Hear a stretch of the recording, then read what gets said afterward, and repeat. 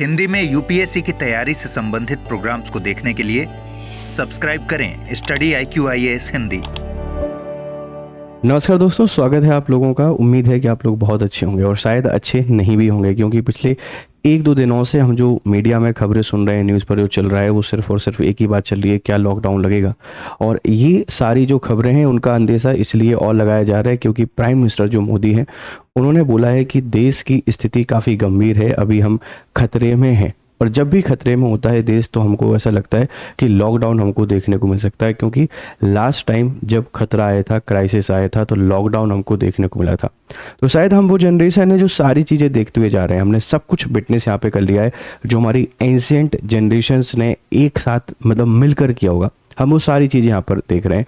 तो क्या लॉकडाउन की पॉसिबिलिटी हो सकती है? लॉकडाउन की पॉसिबिलिटी क्यों हो सकती है? क्या वजह है? इन सबको समझने की कोशिश करते हैं। उससे पहले आप इस खबर को देखिए। खबर आपको बताती है इंडिया लॉकडाउन अगेन। क्या भारत में फिर से लगेगा लॉकडाउन? पीएम मोदी ने एक ऑल पार्टी बैठक यहाँ पे बुलाई और मिडिल ईस्ट जो संकट है, इस मिडिल ईस्ट संकट पे यहाँ पे डिस्कशन किया गया। कि इमेज आपको दिखाई दे रही है और ये इमेज जो है वह लॉकडाउन के समय की है, जब भारत को पूरे तरीके से लॉकडाउन किया गया था। लॉकडाउन मतलब क्या है? ताला बंद, दरवाजा बंद, मतलब हर कोई अपने घर में रहेगा, उससे बाहर नहीं निकलेगा। अभी वजह क्या है? अभी वजह बेटा आपके पास क्या है? ये है मिडिल ईस्ट। मिडिल ईस्ट जो वॉर चल रहा है, इस मिडिल ईस्ट वॉर के कारण भारत में एनर्जी क्राइसिस हमको देखने को मिल रहा है। और इसीलिए हमने ऑल पार्टी बैठक बुलाई है और सभी लोगों से डिस्कशन किया जाएगा, सबको बताया जाएगा स्थिति क्या है, क्या स्टोरेज है और क्या इसके उपाय हो सकते हैं, क्या इसके सॉल्यूशन हो सकते हैं। तो बहुत सरल भाषा में समझा जाए, क्या 2020 जैसा लॉकडाउन लगेगा? नहीं, वैसा लॉकडाउन नहीं लग सकता है, क्योंकि 2020 में हेल्थ इमरजेंसी थी। अभी ऐसी कोई भी हेल्थ इमरजेंसी हमको देखने को नहीं मिल रही है।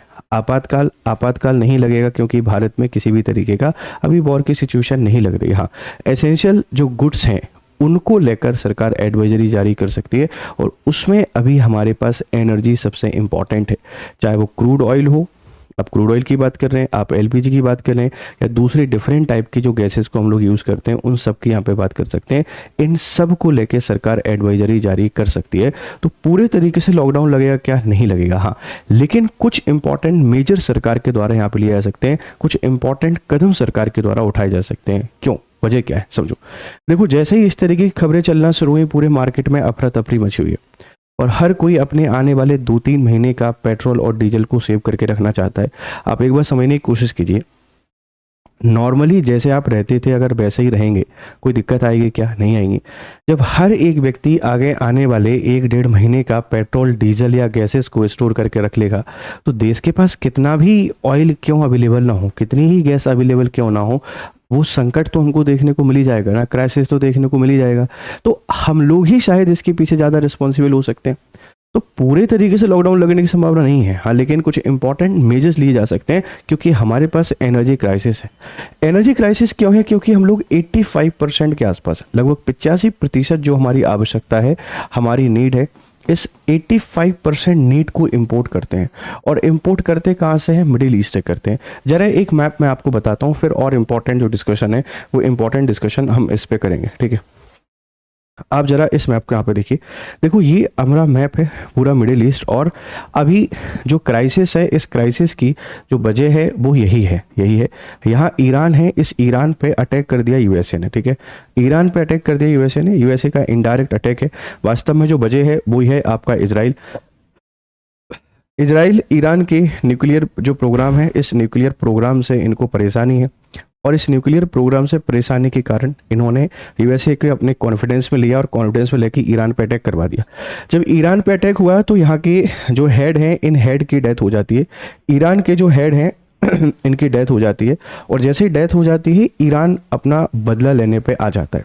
अब पूरी कहानी यहाँ से शुरू होती है। देखो, ये सारी की सारी जो कंट्रीज़ हैं, आप इनको गल्फ कंट्रीज़ के नाम से जानते हैं, और ये जो पेट्रोलियम है, या हम गैस की बात करें, पेट्रोलियम और गैस को बहुत बड़े लेवल पर एक्सपोर्ट यही करते हैं। और इस एक्सपोर्ट का अगर 20 से 25% देखा जाए तो यहाँ से निकलता है। ये हॉर्मुज स्ट्रेट है, और हॉर्मुज स्ट्रेट जो है ये ईरान के कंट्रोल में है, तो ईरान ने इसको रोक दिया है। ईरान ने इसको स्टॉप कर दिया है, चौक कर दिया है, और इसके कारण ना तो पेट्रोलियम पहुंच पा रहा है, ना ही गैस यहाँ पे पहुंच पा रही है, और इस संकट से हर कोई गुजर रहा है। भारत के साथ दिक्कत क्या है, भारत के पास अपना जो प्रोडक्शन है बहुत लिमिटेड है, 15 to 20%। हम इंपोर्ट पे डिपेंड करते हैं 80 to 85%। अब ज़्यादा हम इंपोर्ट करते हैं, और पिछले शायद 10-12 दिन से ये ऑफ चल रहा है, ये चौक है। तो हमारे पास जितना स्टोरेज था लगभग हम उसको ख़त्म, मतलब एंड की ओर बढ़ते जा रहे हैं। और एक संकट ये भी है ना कि हर कोई इतना ज़्यादा स्टोर करता जा रहा है, तो एक दिन क्राइसिस तो देखने को मिलेगा ही मिलेगा। तो इससे बचने के लिए सरकार कुछ इंपॉर्टेंट मेजर अपना सकती है, कुछ इंपॉर्टेंट स्टेप ले सकती है। वो लॉकडाउन जैसे हो सकते हैं, पर लॉकडाउन नहीं होगा, इस बात को ध्यान रखिएगा। सर क्या मेजर यहाँ पे ले सकते हैं? देखो, जैसे अगर हम आपसे बात करें, सबसे इंपॉर्टेंट हो सकता है सर वर्क फ्रॉम होम। सबसे इंपॉर्टेंट, मतलब जितने भी एम्प्लॉय हैं, जितने भी काम करने वाले लोग हैं, सबको वर्क फ्रॉम होम दिया जा सकता है। एटलीस्ट उन लोगों को जो गवर्नमेंट सेक्टर में काम कर रहे हैं, जो प्राइवेट सेक्टर में काम कर रहे हैं, जो अपने ऑफिस गोइंग हैं। सर ऑफिस गोइंग लोगों को वर्क फ्रॉम होम देने से फ़ायदा क्या होगा? देखो, सबसे पहली चीज़ तो एनर्जी सेविंग यहाँ पे होगी, ऊर्जा की बचत होगी, क्योंकि ऑफिस में बहुत सारी ऊर्जा खत्म होती है, हम उसको क्या कर पाएंगे, सेव कर पाएंगे, पहली चीज़। दूसरा क्या है, जो पेट्रोलियम और डीजल की हमारी डिमांड है, ये पेट्रोलियम और डीजल की डिमांड आपकी काफ़ी कम होगी, क्योंकि ऑफिसेस में भी जो हमारे जनरेटर्स होते हैं उनके लिए, या व्हीकल्स हम जो यूज़ कर रहे होते हैं उन व्हीकल्स के लिए बहुत वर्ल्ड के लेवल पर बहुत बड़ी मात्रा में हमको नीड होती है इन सब की, ठीक है। इसी के साथ में सरकार क्या कर सकती है कि हमारे जो टूरिस्ट प्लेसेस हैं, इन टूरिस्ट प्लेसेस को क्लोज कर सकती है, कुछ समय के लिए बंद कर सकती है, जिससे कि लोग थोड़ा घूमना फिरना बंद करें। और घूमना फिरना बंद करेंगे तो हमारे वही जो पेट्रोल की, मतलब जो एनर्जी की नीड है, वो नीड हमारी कम होगी, और इस तरीके से हम लोग क्या कर सकते हैं, बच सकते हैं। या सरकार ऐसा कर सकती है कि सिर्फ और सिर्फ पब्लिक ट्रांसपोर्ट ओपन कर दे, कि आप सिर्फ और सिर्फ क्या करेंगे, पब्लिक ट्रांसपोर्ट का ओपन करेंगे, पर्सनल व्हीकल को कोई यूज़ नहीं करेगा। या ऐसे कर सकती है कि ऑड एंड इवन के फॉर्मूले को भी यहाँ पे फॉलो कर सकती है। मतलब अभी जो हमको लॉकडाउन देखने को मिलेगा, ये लॉकडाउन किसी पैंडेमिक या किसी एपिडेमिक के कारण नहीं है। ये जो लॉकडाउन आपको देखने को मिलेगा वो सिर्फ और सिर्फ एनर्जी क्राइसिस को कंट्रोल करने के लिए है, क्योंकि हम एक बहुत बड़े एनर्जी क्राइसिस से जूझने वाले हैं। इसी दिशा में और स्टेप क्या उठाए जा सकते हैं, जैसे देखो, जितने भी हमारे होटल हैं, होटल्स हैं, रेस्टोरेंट हैं, या पब्लिक जो फूड प्लेसेस होते हैं, सरकार इनको टेम्परेरी बेसिस पे बंद कर सकती है। देखो, ये जो सारे के सारे स्टेप हैं बहुत लंबे नहीं होंगे, मतलब ऐसा नहीं है कि 10-12 दिनों के लिए चलेंगे, 1 वीक हो सकता है ज़्यादा से ज़्यादा। हालांकि हम लोग अपने लेवल पर बहुत सारे स्टेप ले रहे हैं, सरकार स्टेप ले रही है। जैसे सरकार का कहना है कि पहले हम लोग 27 जो कंट्रीज़ हैं यहाँ से इम्पोर्ट करते थे ऑयल को, लेकिन हमने इसको बढ़ाकर 41 कंट्री कर दिया है। हम 41 देशों से क्या कर रहे हैं, ऑयल और गैस को इम्पोर्ट कर रहे हैं। हालांकि जितनी पॉसिबिलिटी हो सकती है इस क्राइसिस से बचने की, वो सारी हम पॉसिबिलिटी पे काम कर रहे हैं, लेकिन फिर भी अगर बद से बदतर स्थिति होती है, ये कहानी और लंबे समय तक जाती है, तो हमको कुछ इन स्टेप्स पे यहाँ पे काम करना पड़ेगा। तो अब हम एक बात को समझने की कोशिश करते हैं कि ये हो क्या रहा है। देखो, एक शब्द जो आपके पास मीडिया में चल रहा है, आप इसको बोल रहे हैं बेसिकली लॉकडाउन, ठीक है। एक शब्द जो चल रहा है, आप इसको बोल रहे हैं लॉकडाउन। लॉकडाउन का मतलब क्या है? भारत बंद। भारत बंद का मतलब क्या है? ताला बंद, जो कि हमने कोविड के टाइम पर देखा। अब कोविड के टाइम पर जो लॉकडाउन हमने देखा ना, कोविड टाइम पर, उसके पीछे हमारी मजबूरी थी। मजबूरी क्यों थी? क्योंकि कोविड बहुत बड़े लेवल पर स्प्रेड हो रहा था, और स्प्रेड हो रहा था तो इसके कारण जो डेथ है, मतलब मोर्टेलिटी रेट है, ये काफ़ी बढ़ गई थी। तो लोगों के लिए जो सबसे इम्पॉर्टेंट सॉल्यूशन था, मतलब कोविड को काउंटर करने का जो सबसे इंपॉर्टेंट सॉल्यूशन था, समाधान था, वो आपके पास क्या था? लॉकडाउन था। जो कि आपने देखा होगा कि 24 मार्च 2020 को पूरे भारत में लॉकडाउन यहाँ पे लगाया गया था। इसके बाद फिर 2021 में लगाया गया। तो क्या इस तरीके की संभावना है क्या? नहीं। इस तरह की संभावना क्यों नहीं है? क्योंकि यहाँ किसी तरीके का कोई पैंडेमिक नहीं है, कोई हेल्थ क्राइसिस नहीं, कोई बॉर्ड सिचुएशन नहीं है कि आप इमरजेंसी लगा देंगे इस तरीके से।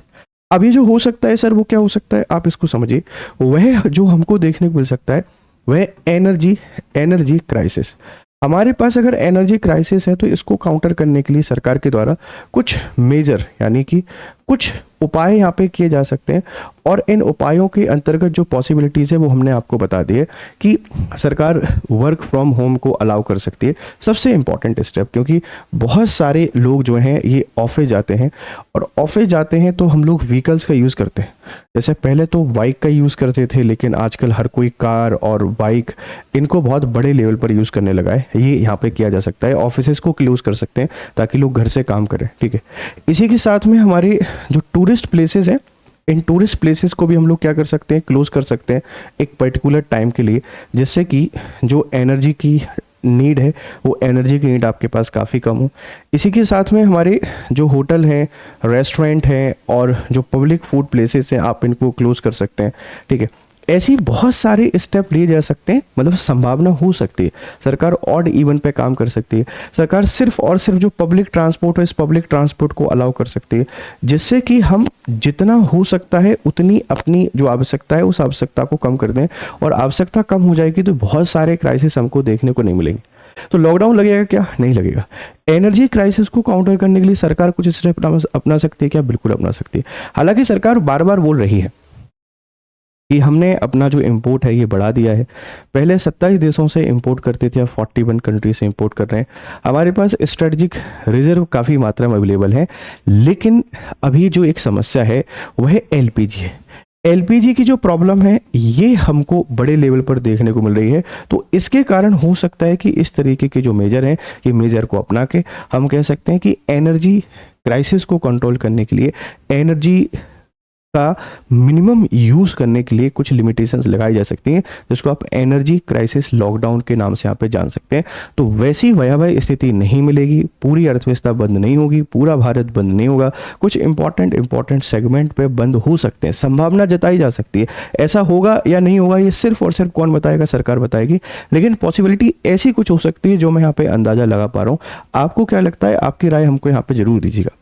लेकिन देखो, अब जो एनर्जी क्राइसिस आया है या मिडिल ईस्ट की जो सिचुएशन है, ये मिडिल ईस्ट की सिचुएशन हमको बहुत सारी लर्निंग देके जाती है, बहुत सारी लर्निंग आपको देके जाती है कि भारत को अपनी एनर्जी सिक्योरिटी है, इस एनर्जी सिक्योरिटी को लेके हमको प्रयास करना पड़ेगा।